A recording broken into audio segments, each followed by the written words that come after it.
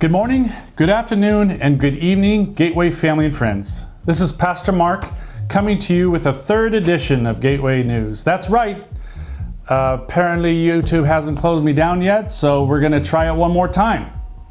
As always, some good news is here to be able to give you the good news for the area and remind you of what's happening in and around Gateway and Merced that is positive. And we really need that right now, don't we? I mean, you just reflect back on 2020 and all of us are wishing it didn't exist. It started out with Australia almost burning up, and then Harry and Meghan said adios to the royal family. We lost a sports icon. We lost sports altogether, so guys don't even know what to talk about anymore. And then there's the, that's right, the coronavirus, which has put us in a whole different frame of mind and a way of living. Now on top of that, if you've heard recently, we now have what's called a murder hornet. A murder hornet, not a killer hornet, a murder. In other words, premeditated or malicious or planned, like they're in the dark waiting for you to appear so that they could attack you, and they've thought this out strategically. I've never heard the word murder used between any kind of creation, animal or insect, and yet that's what it is. And so that's what we're faced with now when we're looking at that. But there is some good news in this. If you've noticed in the last couple days, there was a viral video of a praying mantis fighting a murder hornet. And guess what? The praying mantis won. Yes, good triumphed over evil. And that is, of course, good news. So enough about all that stuff about 2020. Let's go on to the good news and find out what's going on in and around our area. This is a segment I call My Sheltered Life. Yeah, we all have a sheltered life, right? But this is my sheltered life. Sadly, I reported to you a couple segments ago that I had hit 210 on the Wii bowling, but sadly, I've not been able to top that. So you know what? I moved on. I'm doing Mario Kart. I'm doing Tiger Woods golf. I've improved. I was 1 over par at Pebble Beach. I mean, that never happened. So there's some positive good news going on in that. But bowling's out. Also, I've been enjoying a video series or videos put together by a Daniel Indalcato.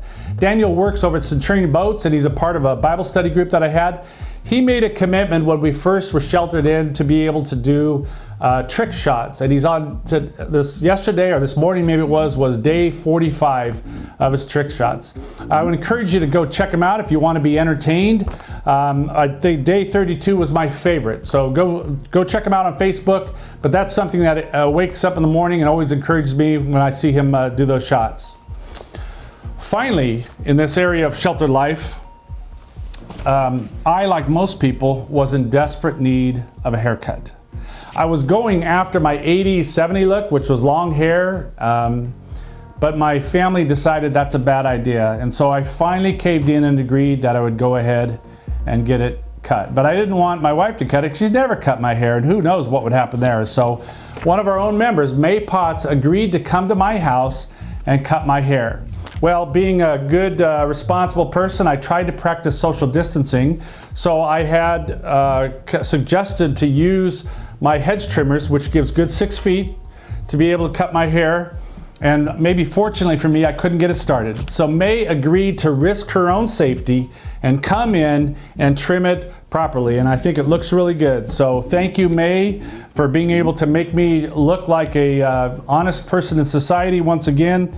And everything looks good there, and hopefully this will not have to continue that way for much longer. So on to some local good news.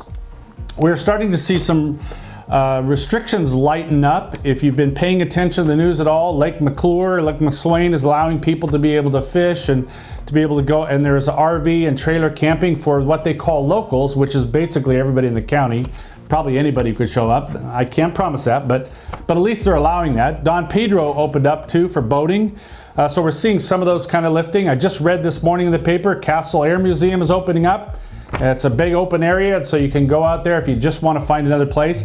I can't promise you won't be ticketed traveling from here to there, but once you get there, you're free to be able to entertain and enjoy that.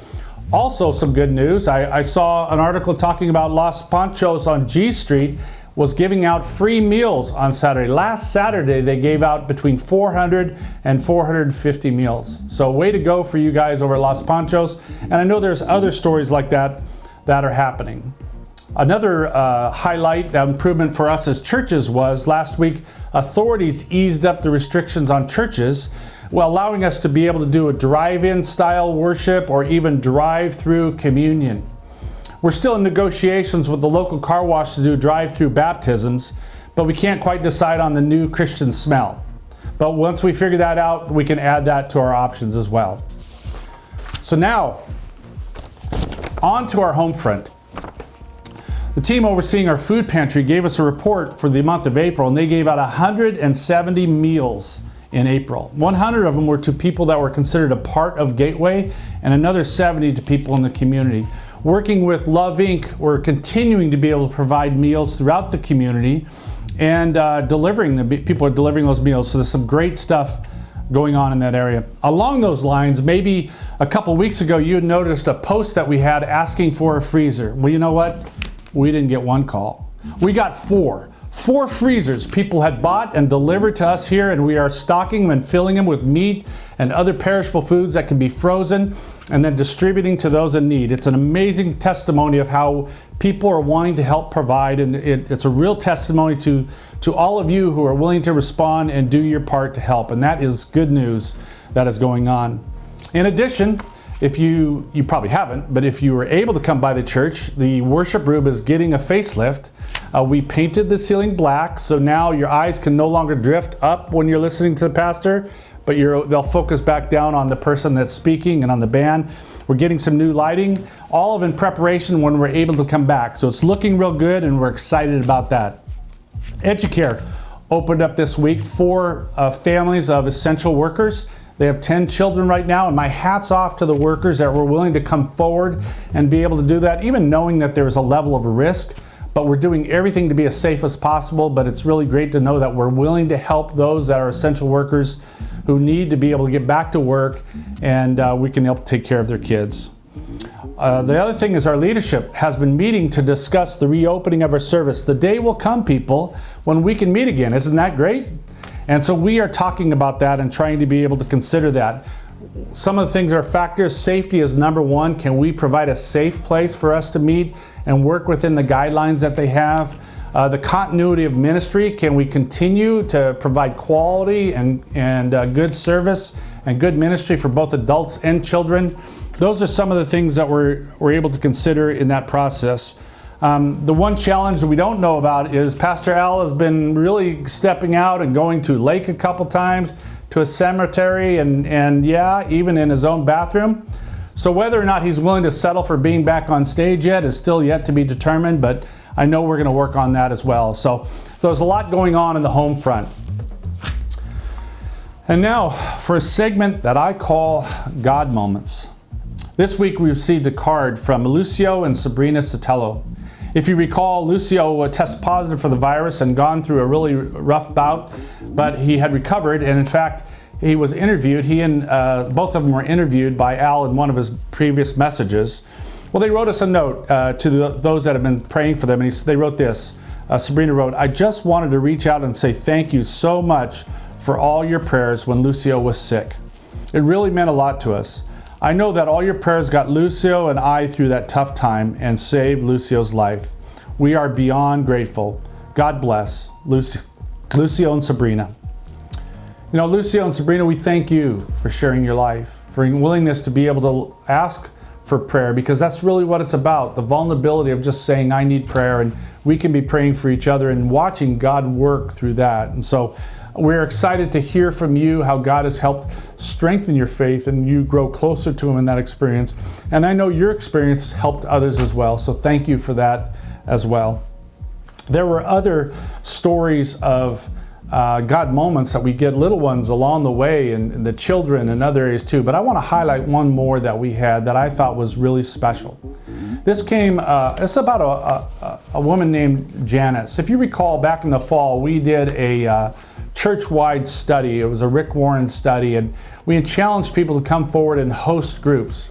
Well, Janice decided she wanted to host a group over at the Hampshire, where her father's resident at the retirement facility. And so she did, which was a great testimony to her willingness to step out and do that. And she loved it. In fact, she had been leading that group beyond that until the COVID-19 came around.